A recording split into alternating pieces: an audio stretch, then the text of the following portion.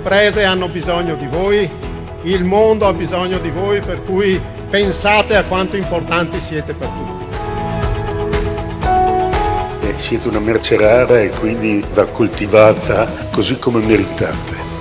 Questa giornata è dedicata a voi, ma è soprattutto una giornata dedicata al vostro futuro. L'ITS vi dà una formazione a livello tecnico e anche sulle competenze trasversali per niente banali, super competitive.